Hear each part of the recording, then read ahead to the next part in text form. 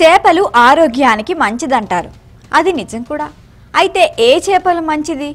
Fresh fish తింటే మంచిదా లేక ఎండు చేప తింటే మంచిదా? ఎండు చేప ఆరోగ్యానికి మంచిదేనా? నిపుణులు ఏమంటున్నారు?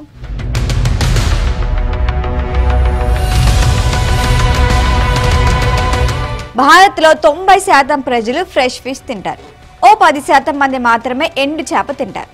ఫ్రెష్ చేపలో 18 నుంచి 20% వరకు మాత్రమే ప్రోటీన్ ఉంటుంది. అదే ఎండు చేపలో అయితే 60% వరకు ప్రోటీన్ లభిస్తుంది. ఈ విషయాన్ని స్వయంగా కేంద్ర మత్స్య సాంకేతిక సంస్థ వెల్లడించింది. ఫ్రెష్ చేపలో అయితే 80% నీరుంటుంది కాబట్టి తొందరగా పాడైపోతుంది. నీటి వల్ల ప్రోటీన్ శాతం తక్కువగా ఉంటుంది కాబట్టి ఫ్రెష్ ఫిష్ను తొందరగా తినేయాలి. అదే ఎండు చేపలో అయితే నీరు ఉండదు, బాగా ఎండబెట్టడం వల్ల సూక్ష్మజీవులు తగ్గిపోతాయి. దాదాపు 6 నెలల వరకు దీన్ని స్టోర్ చేసుకోవచ్చు. పచ్చి చేప లేదా డ్రై ఫిష్ ఏదైనా తీసుకోవచ్చు. ప్రోటీన్ మినహాయిస్తే మిగతావన్నీ same to same. Omega fatty ఆమ్లాలు, ఏడీకే విటమిన్లు, జింక్, మెగ్నీషియం, కాల్షియం అన్నీ సమానంగా ఉంటాయి. అయితే ఎండు చేపలో నీరు ఉండదు కాబట్టి ప్రోటీన్లు, విటమిన్లు ఎక్కువ మొత్తంలో లభిస్తాయంటున్నారు నిపుణులు. అయితే ఎండు చేపకు విభిన్నమైన వాసన వస్తుంది.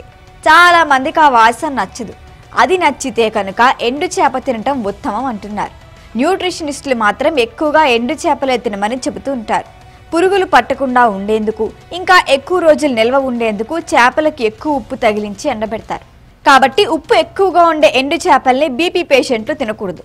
అయితే ఇలాంటి ఎండు చేపల్లో ఉప్పు శాతాన్ని తగ్గించేందుకే కొన్ని పద్ధతులున్నాయి.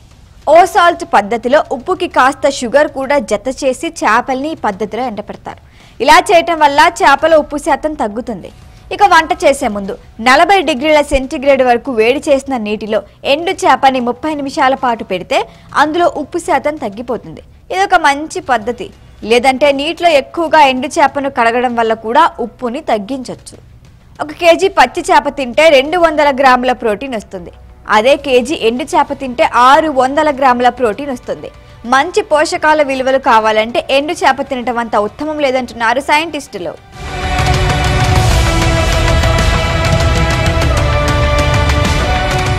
ఈ వీడియో కనుక మీకు నచ్చినట్టయితే లైక్ చేయండి, షేర్ చేయండి, సబ్స్క్రైబ్ చేయండి. అలాగే పక్కనే ఉన్న బెల్ ఐకాన్ని క్లిక్ చేయండి.